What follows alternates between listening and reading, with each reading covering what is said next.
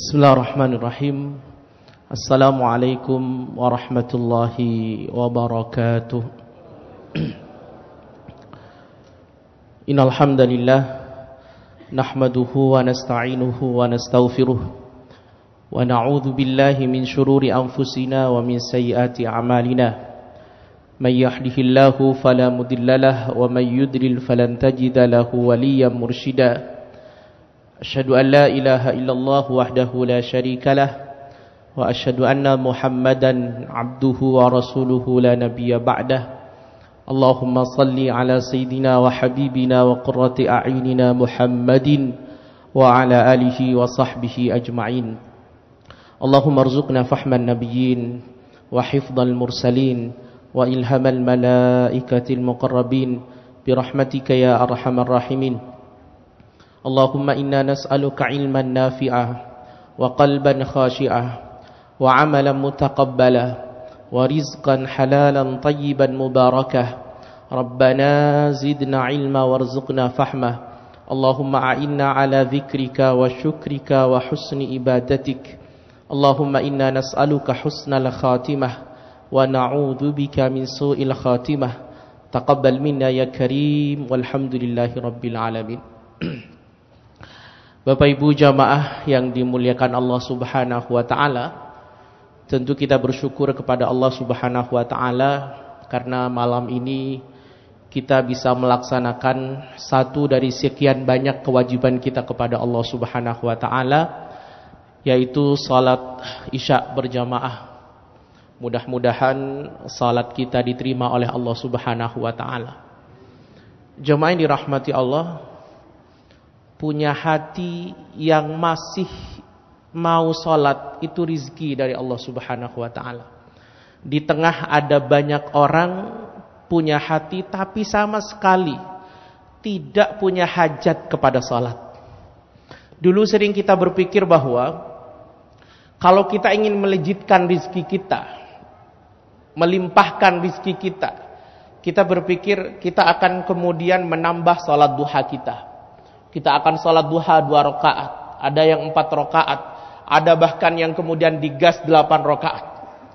Hanya dalam rangka kita pengen melejitkan rizki kita. Dulu kita berpikirnya begitu. Coba sekarang kita rubah, bahwa kita bisa sholat duha, itu sudah rizki dari Allah Subhanahu wa ta'ala. Kita bisa sholat duha, itu sudah rizki. Di tengah banyak orang hari ini, jangankan mau sholat 4 rakaat, 8 rakaat, mau sholat aja nggak ada dalam pikirannya jemaah yang dirahmati Allah. Maka para ulama mengatakan as-salatu quwwah. Salat itu adalah kekuatan bagi orang yang beriman. Jemaah yang dirahmati Allah, kita ini kalau menghadapi hidup ini hanya dengan kekuatan, kecerdasan kita atau kekuatan fisik kita ada titik lemahnya jemaah yang dirahmati Allah. Ada titik bosannya, ada titik kecewanya. Padahal masalah itu, cobaan itu gak akan pernah berhenti datang dalam hidup kita. Karena itu sudah janji Allah Subhanahu wa ta'ala. Orang yang hidup pasti dia punya masalah.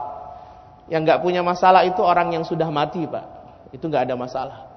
Nah, kalau kita menghadapi kehidupan yang penuh dengan masalah, problem, ujian, itu kemudian hanya bermodal dengan kecerdasan, kekuatan fisik, kemudian kepintaran, itu kita punya titik lemahnya, kita punya titik bosannya, kita punya titik lelah dan kecewanya. Maka sholat itu penopangnya sebenarnya jemaah yang dirahmati Allah.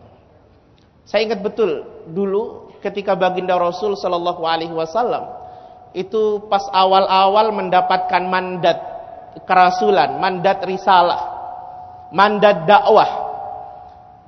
Itu awal-awal syariat yang diturunkan kepada baginda Rasul sallallahu alaihi wasallam itu adalah syariat salat, Pak. Cuma bukan salat yang 5 waktu. Karena salat yang 5 waktu itu diturunkan kepada baginda Rasul itu ada yang mengatakan di tahun ke-10, ada yang mengatakan di tahun ke-11 kenabian.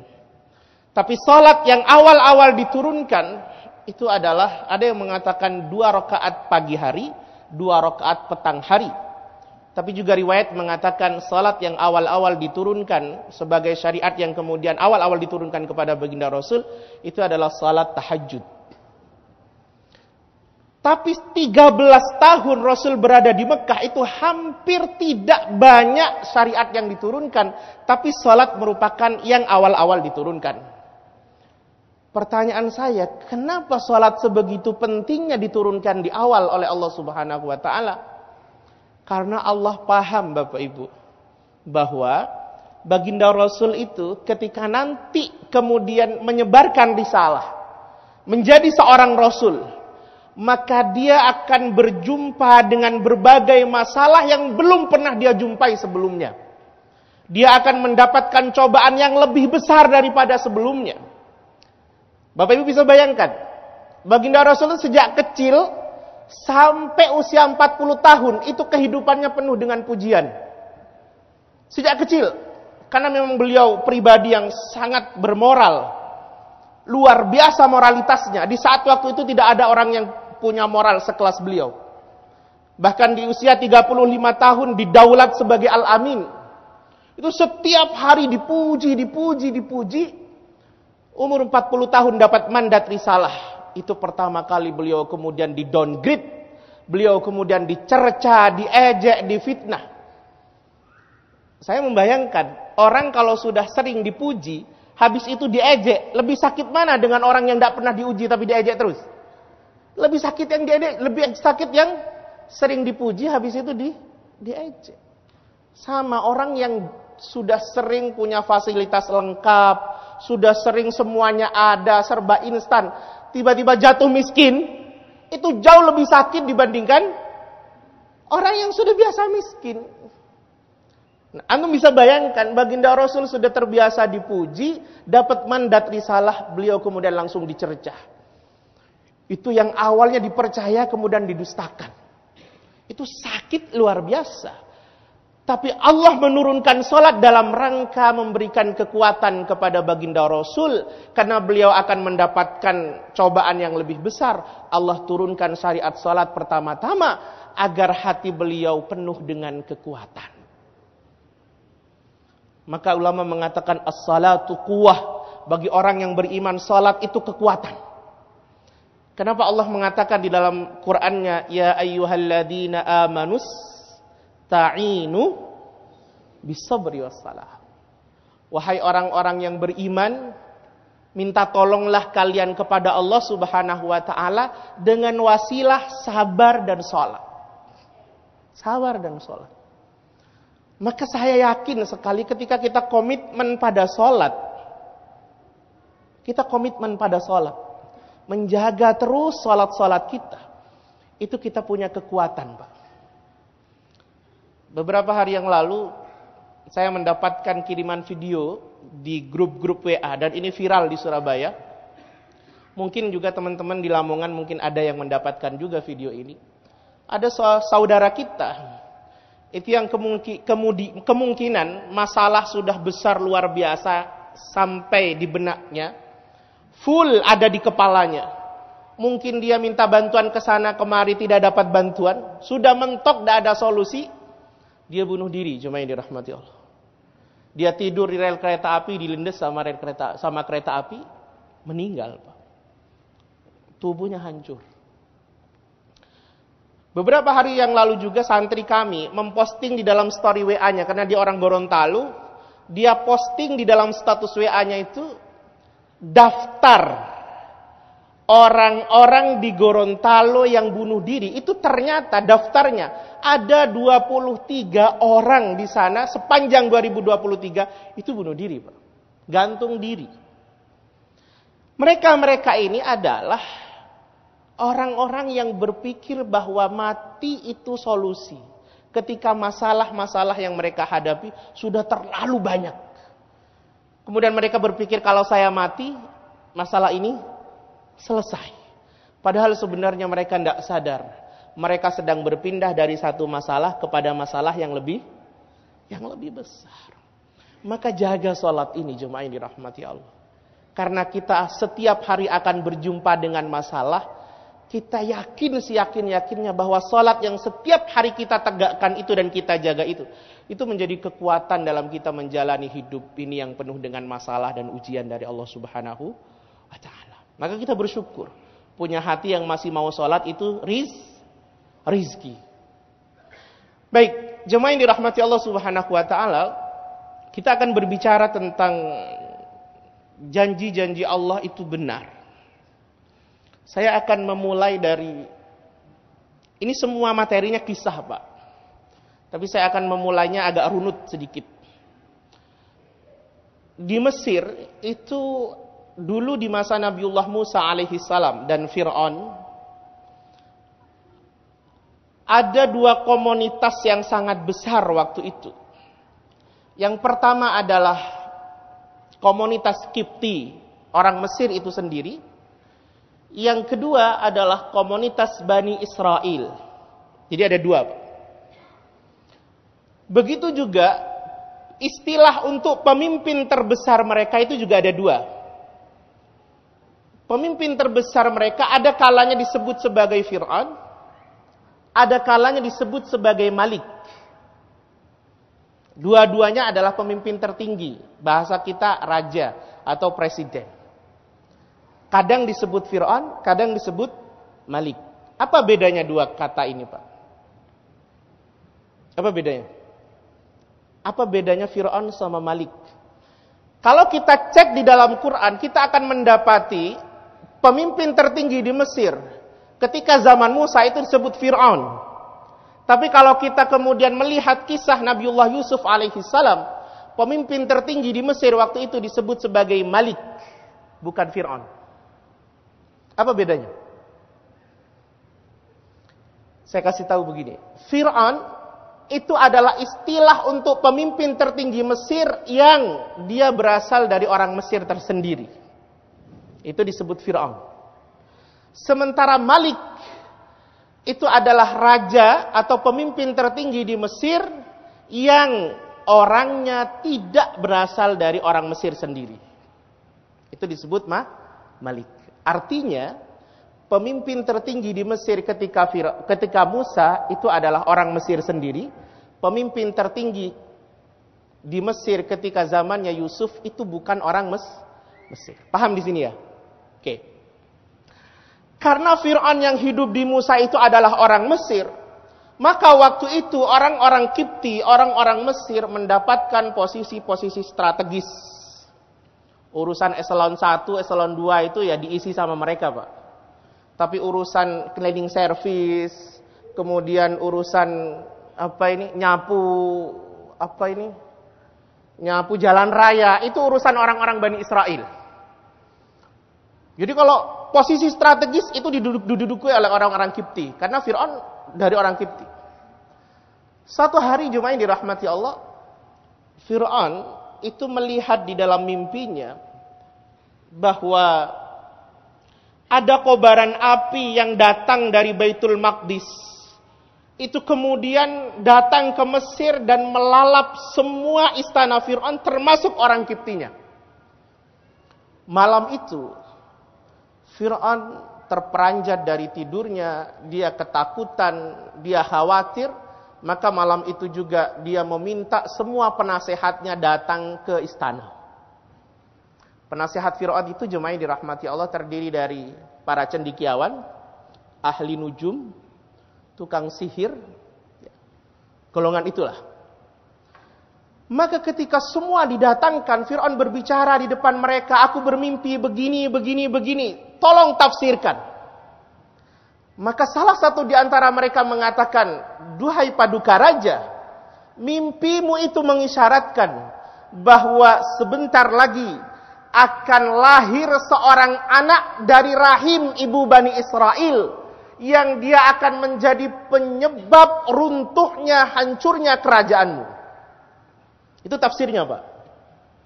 Ketika tafsir mimpinya keluar, keputusan presidennya keluar. Apa keputusan presidennya? Atau keputusan rajanya? Setiap anak laki-laki yang lahir dari rahim Bani Israel di tahun itu, maka semua dibunuh. Itu sebagai bentuk antisipasi. Ini pelajaran besar bagi kita. Saya selalu mengatakan begini, saya pernah sampaikan di sini atau belum? Mimpi seorang presiden atau mimpi seorang pemimpin negara, pemimpin daerah, intinya pemimpin, itu penting dan berharga. Karena mimpi mereka itu tidak hanya urusan dirinya, urusan keluarganya, tapi menyangkut urusan masyarakatnya. Beda sama mimpi kita, Pak. Kalau mimpi saya ini urusan saya, istri saya, anak saya, keluarga saya. Gak mungkin urusan masyarakat Surabaya itu, gak yakin saya. Karena gak ada hubungannya. Tapi kalau pemimpin negara, itu isi mimpinya berharga karena urusannya bukan hanya urusan dia, tapi urusan rakyatnya. Coba antum bisa bayangkan, ini di masa Musa. Kita coba belajar kepada raja di masa Yusuf. Ketika raja bermimpi, waktu itu dia melihat ada 7 sapi besar dimakan oleh 7 sapi kecil. Kemudian ada 7 gandum besar-besar dan ada 7 gandum kecil-kecil. Ini mimpi raja. Yang kemudian akhirnya ditafsirkan oleh Nabiullah Yusuf alaihissalam. Keluar kemudian tafsirnya apa? Akan terjadi 7 tahun pertama musim yang sangat subur. Dan 7 tahun kedua musim paceklik. Saat itu raja tahu bagaimana cara mengantisipasi 7 musim paceklik. Anda bisa bayangkan seandainya raja nggak dapat tafsir mimpinya, maka waktu itu Mesir akan kelabakan menghadapi 7 tahun masa paceklik. Maka saya selalu menyampaikan bahwa mimpi seorang pemimpin itu berharga. Anda bisa bayangkan kalau pemimpin negara punya penafsir mimpi yang betul-betul bisa mentafsirkan mimpi. Itu apa yang akan terjadi di masa yang akan datang. Itu bisa dilihat. Karena kata baginda Rasul, la yabqa minan nubuwah illal mubasyirat. Tidak ada yang tersisa dari kenabian kecuali adalah mimpi-mimpi orang yang salih.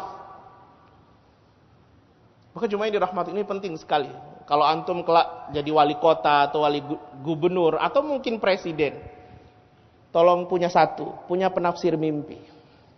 Karena mimpi seorang presiden, gubernur, wali kota itu berharga. Itu berharga. Oke, saya lanjut. Ketika kemudian itu diputuskan, maka besoknya semua prajurit menyebar. Dia sosialisasi ke semua desa. Pokoknya semua seantero Mesir itu harus mendengar keputusan Fir'aun bahwa setiap anak laki-laki yang lahir dari rahim ibu seorang Bani Israel, dia harus dipenggal. Maka kalimat itu, informasi itu sampailah kemudian kepada ibunya Musa. Karena waktu itu ibunya Musa kebetulan, bukan kebetulan sih, pas lagi gitu, persisnya. Pas lagi hamil. Sedang hamil Musa.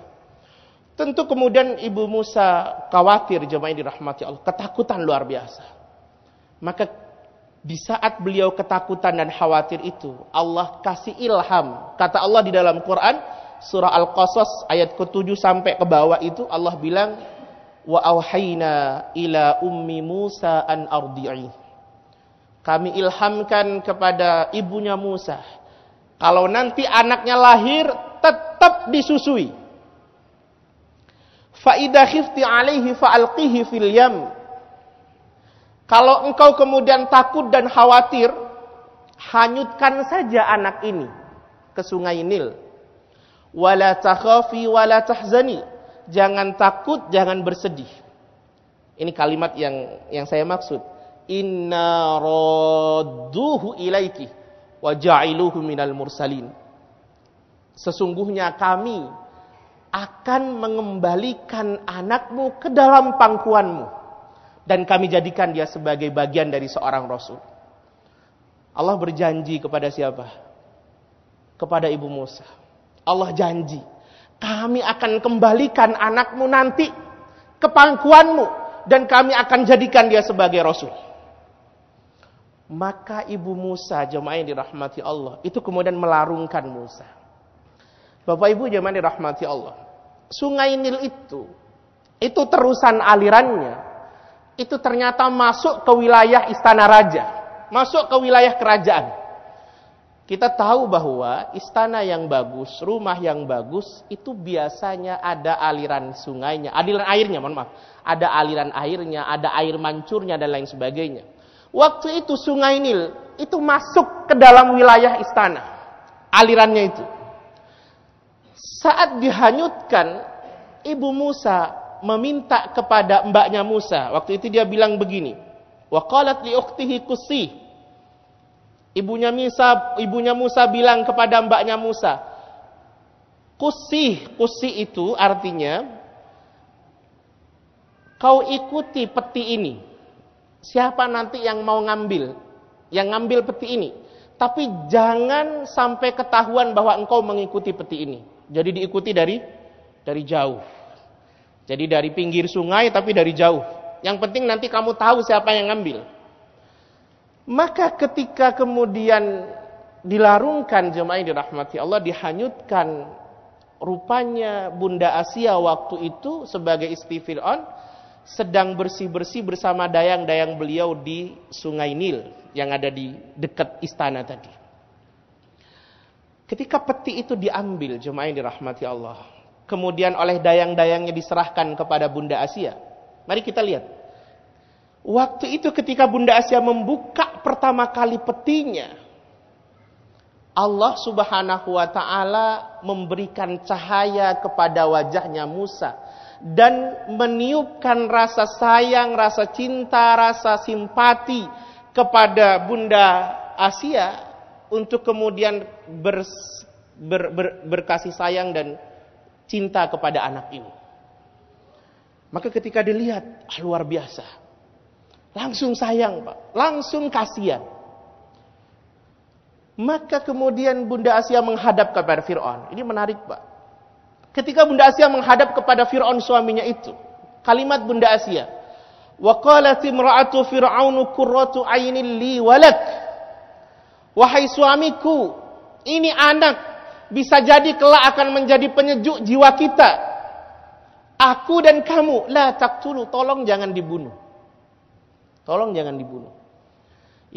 Imam Ibnu Katsir mengatakan rayuan pertama atau permintaan pertama dari Bunda Asia waktu itu ditolak. Kata Fir'aun, kami tetap akan bunuh. Tapi rayuan kedua atau kalimat kedua, asa ayyang fa'ana aw nattakhidahu walada. Jangan dibunuh. Kita kan tidak punya anak.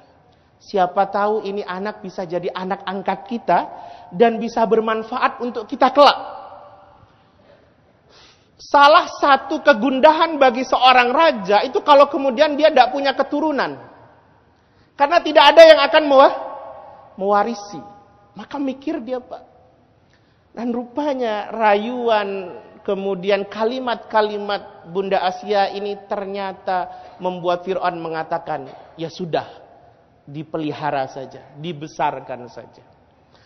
Sampai di titik ini, antum paham bahwa sekelas Fir'aun yang dia mendaulatkan dirinya sebagai Tuhan, yang dia mengatakan dirinya besar berkuasa, itu ternyata bisa diintervensi oleh istrinya. Apalagi kita. Apalagi kita. Fir'aun yang dia mengaku Tuhan itu ternyata bisa diintervensi dan dipengaruhi oleh istrinya. Dan cukup banyak kisah di mana kasusnya sama seperti ini. Saya kasih tahu begini, Pak. Bapak pernah baca surah Al-Masad, surah Al-Lahab. Iya kan? Pernah surah Al-Lahab. Di surah Al-Lahab itu ada kalimat sayasla naron datalahab wa mra'atuh. Kelak Abu Lahab akan masuk neraka, juga istrinya. Kenapa istrinya dibawa-bawa? Karena ternyata kata para ahli sirah, Ummu Jamil selaku istrinya Abu Lahab, itu dialah yang punya peran penting dalam mensukseskan kebencian Abu Lahab kepada baginda Rasul. Karena Ummu Jamil yang setiap hari mengintervensi, mempengaruhi Abu Lahab untuk terus benci sama ponaannya. Kenapa? Karena Ummu Jamil dia iri kepada Khadijah karena sepanjang hidupnya dia tidak pernah bisa mengungguli Khadijah. Coba. Di zaman Musa itu juga ada seorang ulama. Ini ulama besar luar biasa. Namanya Bal'am bin Bawrah. Pernah dengar? Bal'am bin Bawrah. Bal'am bin Bawrah ini dia hidup di zaman Musa sebagai ulama yang oleh orang-orang di zaman Musa dikenal sebagai ulama yang sekali dia menengadah kepada Allah, Allah kasih dia. Kenapa seperti itu? Karena Bal'am memahami rahasia dari Asmaul A'zam. Jadi nama-nama Allah yang mulia itu dia paham rahasianya. Sehingga kalau dia meminta kepada Allah dengan wasilah Asmaul A'zam itu, maka Allah kasih. Lihat Pak.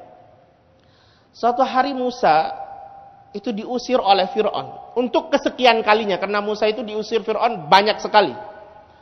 Kemudian Musa singgah di tempatnya Bal'am bin Bawrah di daerah Kan'an. Kemudian karena Musa singgah di situ, dia membawa umatnya, dia membangun kemah-kemah di situ. Tiba-tiba pemimpin daerah situ merasa khawatir, suatu saat Musa akan mengambil alih kekuasaannya. Maka pemimpin daerah situ datang kepada Bal'am karena Bal'am dikenal sebagai ulama yang doanya makbul. Dia bilang kepada Bal'am, Bal'am, kamu tahu Musa datang ke daerah kita. Dia punya potensi menguasai daerah kita. Tolong doakan yang buruk kepada Musa dan umatnya. Maka jemaah dirahmati Allah. Jelas kalimat Bal'am. Kata Bal'am, Musa itu adalah utusan Allah. Tidak patut bagi saya untuk mendoakan yang buruk pada Musa karena dia adalah utusan Allah. Kata pemimpin di situ, kau butuh duit berapa? Yang model kita kayak ini. Butuh emas berapa? Butuh dirham berapa?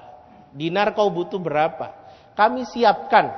Asal kau bisa doakan keburukan untuk mereka. Sehingga mereka bisa keluar dari daerah kita. Kata Bal'am, enggak. Musa utusan Allah. Enggak patut bagi saya mendoakan keburukan untuk Musa. Gagal jemaah yang dirahmati Allah. Pulang dia. Rupanya pemimpin itu main belakang Pak. Tidak bisa suaminya, istrinya yang diambil. Istrinya jemaah yang dirahmati Allah.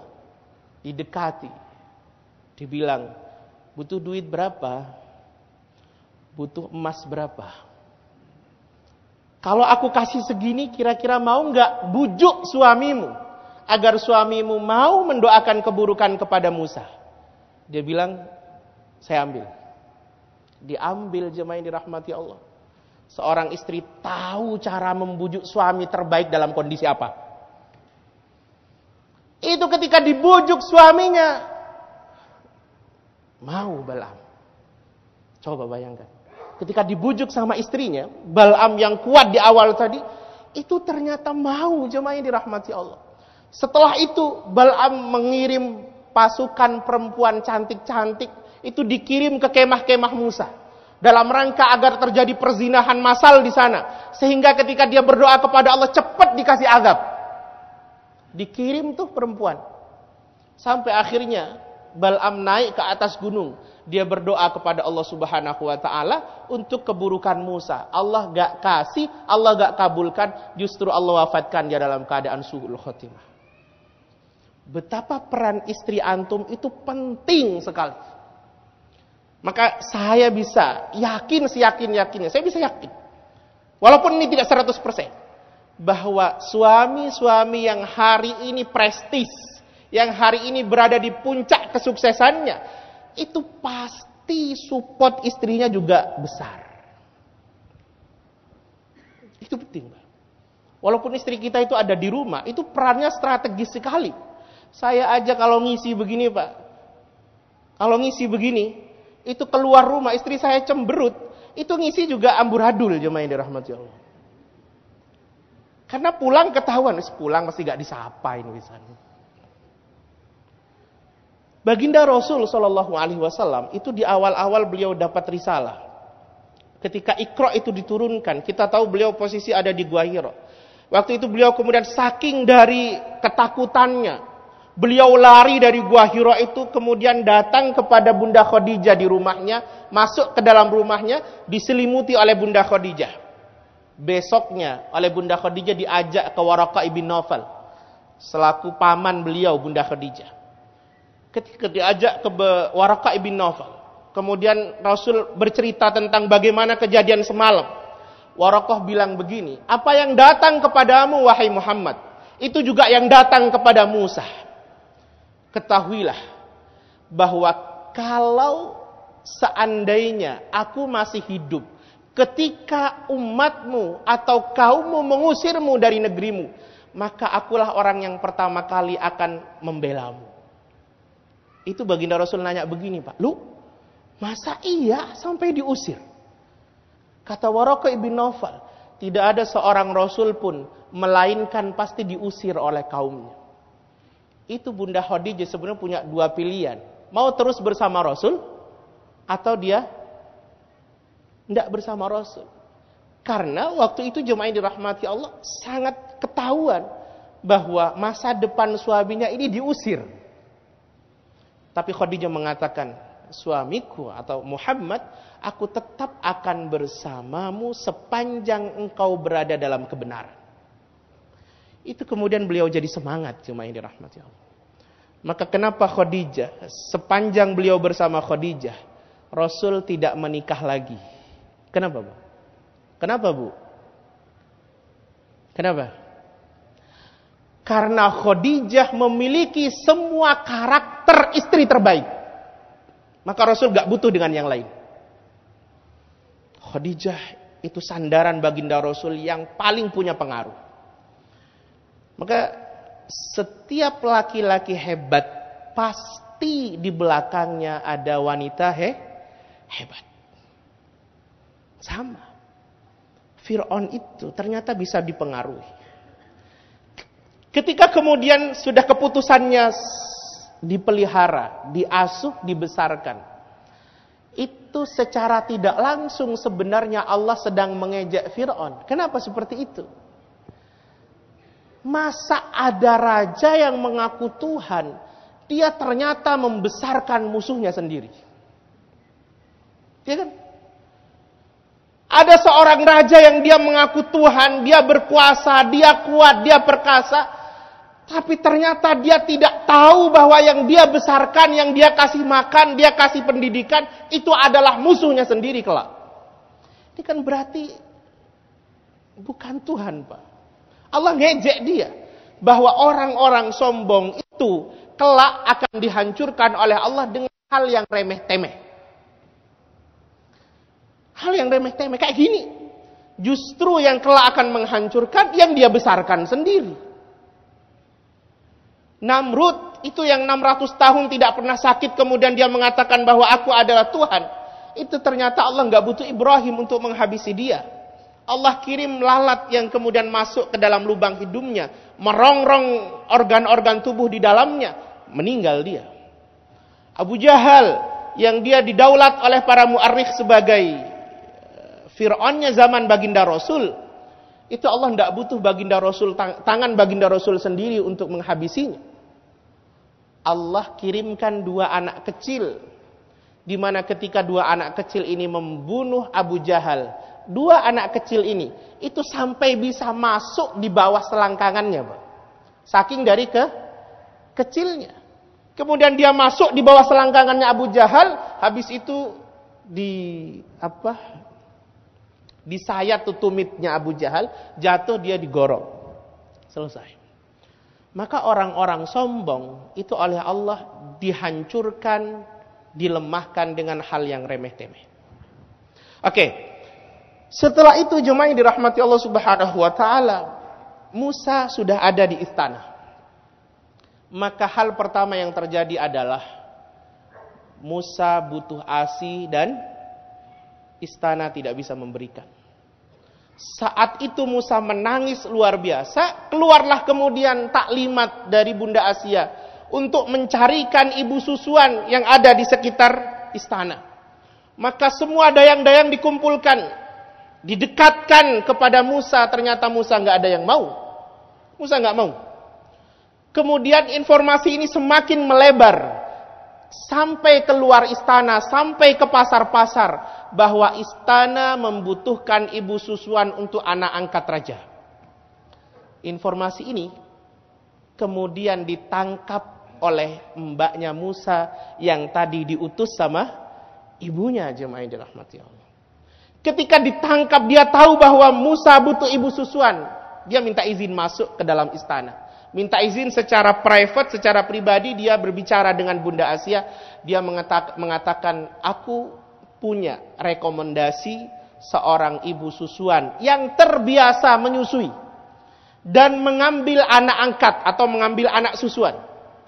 Sementara dia butuh uang untuk kehidupan sehari-harinya. Lihat kalimat informasinya. Komunikasinya kan mbaknya Musa gak mengatakan, aku tahu siapa yang bisa nyusui dia. Gak begitu.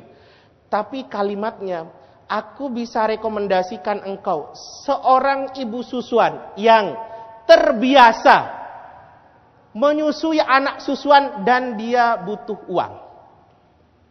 Kalimat ini akhirnya membuat istana tidak curiga. Kata Bunda Asia, siapa itu?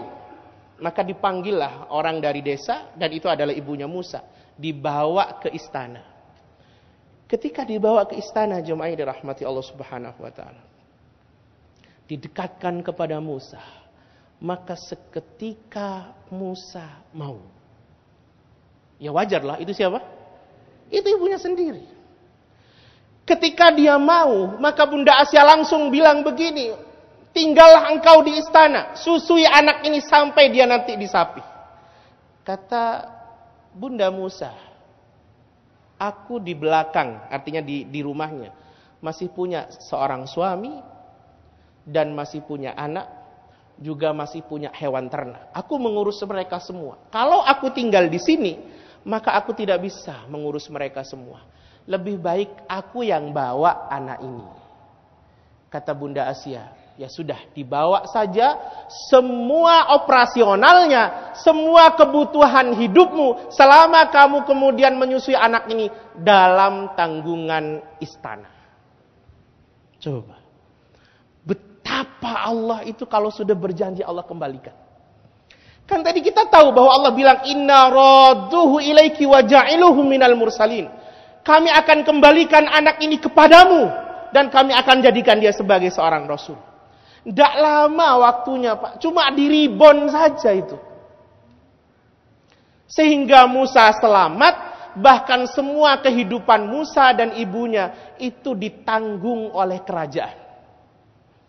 Maka Allah kalau sudah berjanji, itu Allah pasti tepati.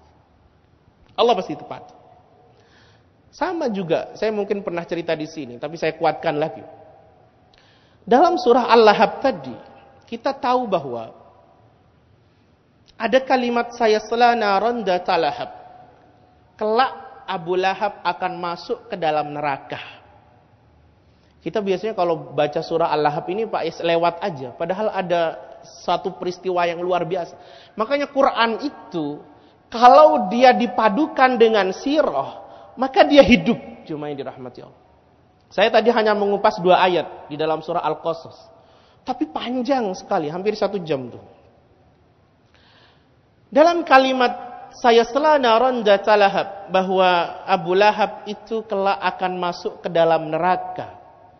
Antum tahu bahwa ayat ini, surat ini turun ketika Abu Lahab masih hidup dan masih sehat.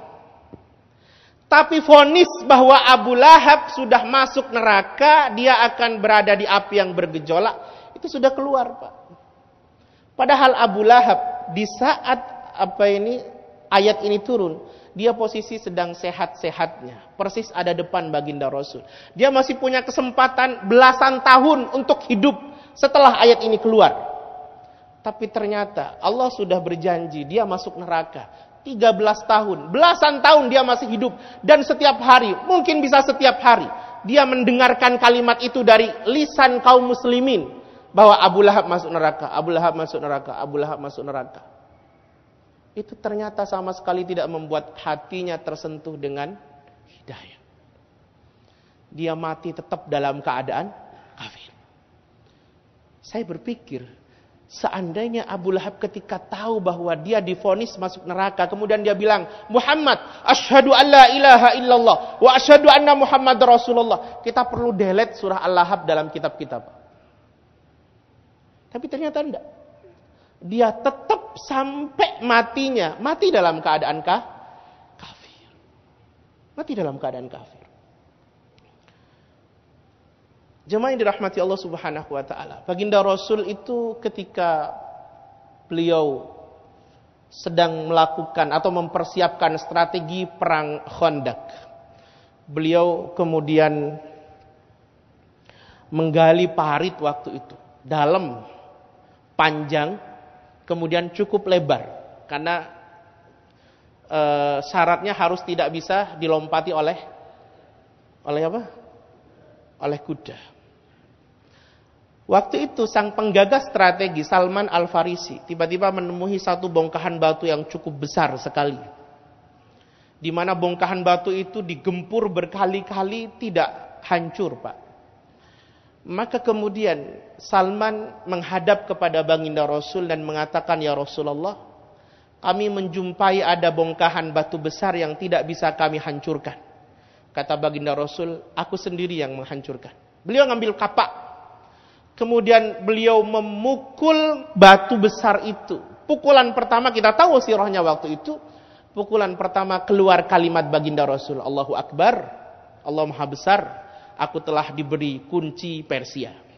Pukulan kedua, Allahu Akbar, kata baginda Rasul, aku telah diberi kunci Romawi. Pukulan ketiga, Allahu Akbar, aku telah diberi kunci Yaman. Aku bisa melihat dari tempatku Son'a, kata baginda Rasul. Waktu itu jemaah yang dirahmati Allah, orang-orang munafik yang ikut menggali parit mendengar kalimat baginda Rasul, di mana kalimat itu punya arti kelak kaum muslimin ini dia bisa menaklukkan Romawi, dia bisa menaklukkan Persia, dia bisa menaklukkan Yaman. Orang munafik yang mendengar itu, dia berseloroh begini, Muhammad mulai gila. Dia bicara tentang penaklukan Romawi, penaklukan Persia, penaklukan Yaman, sementara urusan perut saja kita nggak selesai hari ini. Karena di perang Khandaq itu, kaum muslimin yang menggali parit itu lapar, Pak. Nggak ada makanan. Saking dari laparnya, itu ada yang kemudian diganjal dengan 1 kerikil, 2 kerikil, bahkan 3 kerikil. Itu saking dari laparnya. Mereka bilang, ini Muhammad bicaranya mulai ngawur. Dia bicara tentang penaklukan Persia, Romawi, Yaman. Sementara urusan perut kita hari ini gak selesai. Tapi orang beriman waktu itu, para sahabat, mereka bahagia dengan kalimat ini. Karena bagi mereka, setiap kalimat yang keluar dari baginda Rasul, itu ada pesan wahyu yang datang. Ada pesan wahyu. Ketika kalimat baginda Rasul mengatakan, kelak kita akan menaklukkan Yaman, menaklukkan Persia, menaklukkan Romawi, maka para sahabat bahagia, ada harapan terbentang luar biasa di depan. Mereka yakin ini akan terjadi. Maka kita ini, Pak, sebagai orang yang beriman, sebenarnya kita ini yang paling berharga dari kita, selain iman kita, itu adalah al-mubasyirat. Tahu al-mubasyirat itu apa? Kabar gembira dari Allah, kalau kita sholat kita dapat surga, kalau kita puasa kita dapat surga. Itu yang berharga, walaupun kita nggak jumpai hari ini. Kan kita nggak lihat tuh. Kita sholat aja. Karena kita yakin bahwa suatu saat akan sampai juga. Dan itu yang dilakukan oleh para sahabat. Mereka yakin bahwa apa yang disampaikan Rasul itu sampai juga. Dan betul. Di zaman Umar ibn Khattab ketika diangkat menjadi Amirul Mukminin, itu kalimat baginda Rasul kejadian. Kejadian. Maka hari ini kalau Allah bilang sama kita, man amila saliha min dzakarin aw untha wa huwa mu'min falanuhyiyannahu hayatan thayyibah. Siapa saja yang beramal salih, laki atau perempuan, lantas kemudian dia beriman, maka pasti Allah kasih hidup yang baik. Itu janji Allah atau janji saya, Pak? Janji Allah. Itu janji Allah. Orang kalau beramal salih, beriman, laki atau perempuan, pasti hidupnya baik. Saya sering mengatakan, hidup baik, hidup bahagia, hidup penuh barokah, hayatan thayyibah, itu tafsirnya bukan kemudian hidup kita mulus saja, enggak, Pak. Enggak ada hidup yang begitu. Mulus saja. Semuanya kemudian terfasilitasi, lengkap, tidak ada yang kurang, enggak begitu. Hayatan thayyibah itu tafsirnya adalah sebuah kehidupan yang kalau kita dikasih bahagia, kita tidak lupa sama Allah Subhanahu wa ta'ala. Dan kalau kita dikasih masalah, kita dikasih sabar sama Allah Subhanahu wa ta'ala. Itu hayatan thayyibah. Terakhir, Allah bilang sama kita, ud'uni astajib lakum. Itu janji Allah enggak? Itu janji Allah.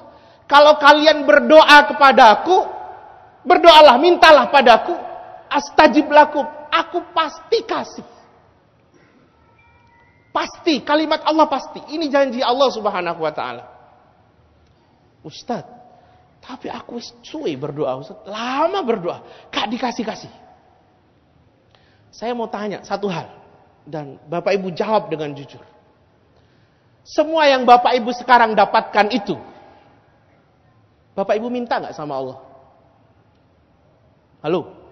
Semua yang kita dapatkan itu, hari ini yang kita dapatkan, itu apa semua kita minta sama Allah Subhanahu wa ta'ala? Hah? Apa? Enggak kok. Enggak yakin saya semua kita minta. Kita punya anak, kadang kita enggak minta, tahu brojol aja. Iya.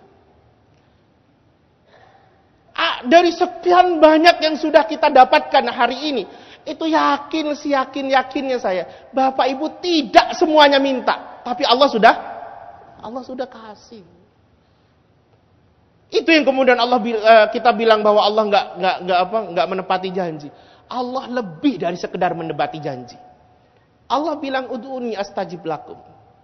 Sementara yang sudah kita hari ini kita dapatkan, itu sebenarnya tidak semua kita minta kepada Allah Subhanahu wa ta'ala, tapi Allah sudah kasih. Mudah-mudahan ini bermanfaat buat kita semua. Mudah-mudahan kita menjadi hamba Allah yang selalu yakin. Karena memang agama ini butuh hati yang yakin, Pak. Bukan butuh ini yang jenius, enggak. Butuh hati yang yakin. Karena Quran yang setebel ini, yang isinya janji Allah sama peringatan Allah, ini kadang enggak nampak, Pak. Kadang enggak nampak. Tapi kita butuh yakin kepada Allah Subhanahu wa ta'ala bahwa semua yang sudah Allah janjikan di dalam kitabnya, yang baginda Rasul janjikan di dalam sunnah-sunnahnya, itu pasti benar, pasti terjadi. Rabbana zalamna anfusana wa illam taghfir lana wa tarhamna lanakunanna minal khasirin. La ilaha illa anta subhanaka inna kunna minadh dhalimin. Allahumma ja'alna wa auladana wa ahlana wa azwajana wa dhurriyyatina wa talamidana wa masyayikhana min ahli ilmi wa ahli khair wa la taj'alna wa iyyahum min ahli syarri wad dhair wa ja'alna wa iyyahum min ahli al-Qur'an wa ahli al-iman. Allahumma a'inna ala dhikrika wa syukrika wa husni ibadatik. Allahumma inna nas'aluka husnal khatimah wa na'udzu bika min su'il khatimah. Allahumma innaka afuun tuhibbul afwa fa'fu anna. Allahumma rabbana la tuzigh qulubana ba'da idh hadaytana wa hab lana min ladunka rahmah innaka antal wahhab. Allahumma rabbana ighfir lana waghfir dhunuba walidina warhamhum kama rabbawna shighara. Allahumma arhamna bitarkil ma'asi abadan ma abqaitana warhamna an atakallafa ma la ya'nina warzuqna husnan nadhari fima yurdika anna. Allahumma arhamna bil Qur'an. Allahumma dhakkirna minhu ma nasina wa 'allimna minhu ma jahilna warzuqna tilawatahu warzuqna hifdhahu warzuqna 'amalahu warzuqna da'watahu warzuqna iqamatahu warzuqna da'watahu wa iqamatahu ana al-laili wa atrafan nahar. Allahumma ij'alil Qur'ana rabi'a qulubina wa nura sudurina وجلاء أحزاننا وذهاب همومنا وغمومنا. اللهم ربنا هب لنا من أزواجنا وذرياتنا قرة أعين واجعلنا للمتقين إماما. ربنا آتنا في الدنيا حسنة وفي الآخرة حسنة وقنا عذاب النار وأدخلنا الجنة مع الأبرار يا عزيز يا غفار يا رب العالمين. وصلى الله على سيدنا وحبيبنا وقرة أعيننا محمد وعلى آله وصحبه أجمعين والحمد لله رب العالمين. Mohon maaf apabila ada kesalahan. Subhanakallahumma wa bihamdika asyhadu an la ilaha illa anta astaghfiruka wa atubu ilaik. Assalamualaikum warahmatullahi wabarakatuh.